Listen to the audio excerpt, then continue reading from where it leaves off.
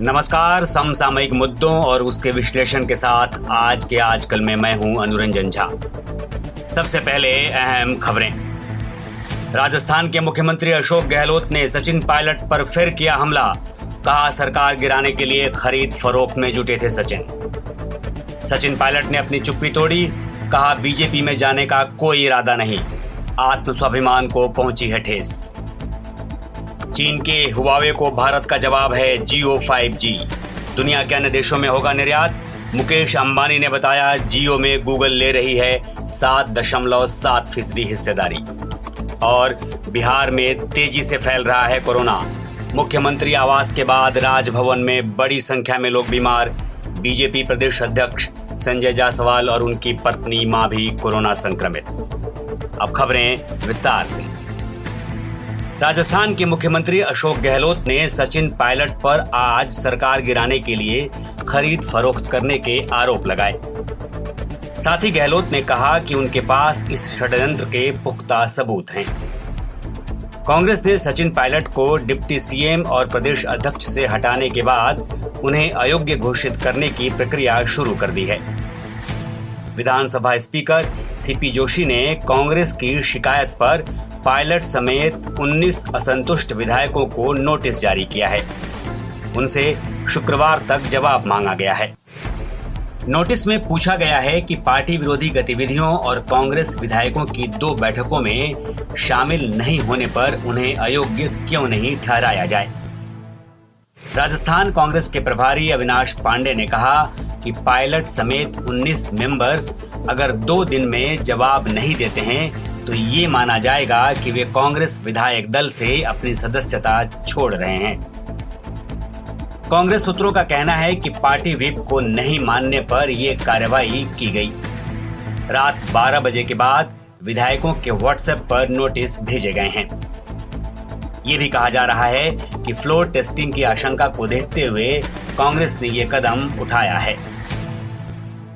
साथ ही अशोक गहलोत ने सचिन पायलट पर तंज कसते हुए कहा कि अच्छी इंग्लिश बोलना और स्माइल लेना काफी नहीं होता।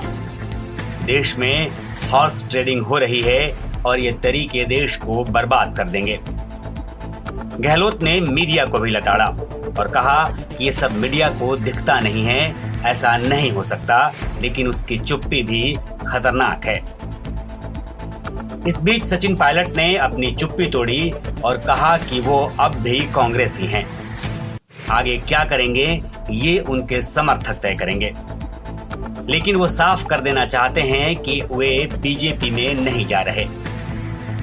कुछ लोग ऐसी खबरें प्लांट कर उनकी इमेज खराब करना चाहते हैं।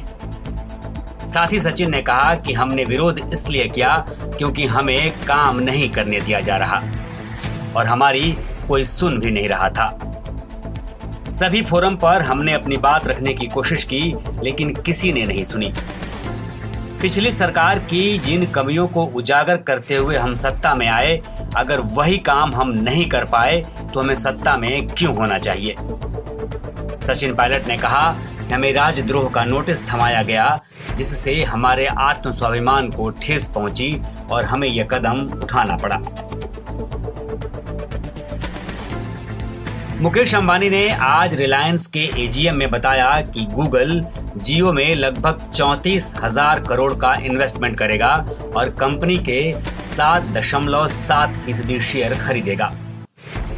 साथ ही मुकेश अंबानी ने बताया कि जियो भारत को 2G से मुक्त कर देगा। जियो अब 5G के साथ तैयार है। जैसे ही सरकार 5G सेवाओं का ऐलान करेगी, जियो उसके ट्रायल शुरू कर देगा। भारत की सबसे बड़ी टेलीकॉम कंपनी जियो ने घरेलू तकनीक से 5G सॉल्यूशन विकसित कर लिया है। रिलायंस इंडस्ट्रीज के चेयरमैन मुकेश अंबानी ने आज इसका ऐलान किया। उन्होंने कहा कि जियो 5G सॉल्यूशंस को दूसरे देशों को भी निर्यात करेगा। दुनिया भर में जासूसी के आरोपों को लेकर घिरी चीन की दूरसंचार उपकरण बनाने वाली कंपनी हुआवे के लिए ये एक बेहद बुरी खबर है। कोरोना का कहर पूरे देश में थमने का नाम नहीं ले रहा। बिहार में भी अभी अपना बुरा असर दिखाने लगा है। रोजाना 7% की रफ्तार से नए मामले सामने आ रहे हैं और अभी तक 20,000 से ज्यादा लोग संक्रमित हो चुके हैं। मुख्यमंत्री आवास के बाद अब बिहार के राजभवन में भी संक्रमण तेजी से फैला है। यहां 20 लोग कोरोना की चपेट में आ गए हैं। बिहार बीजेपी के अध्यक्ष संजय जायसवाल, उनकी पत्नी और उनकी मां भी कोरोना पॉजिटिव पाई गई हैं। कोरोना संक्रमण की पुष्टि के बाद उन्होंने खुद को अपने घर में क्वारंटीन कर लिया है। संजय जायसवाल खुद भी चिकित्सक हैं और उनकी मां और पत्नी भी शहर के नामी डॉक्टर हैं।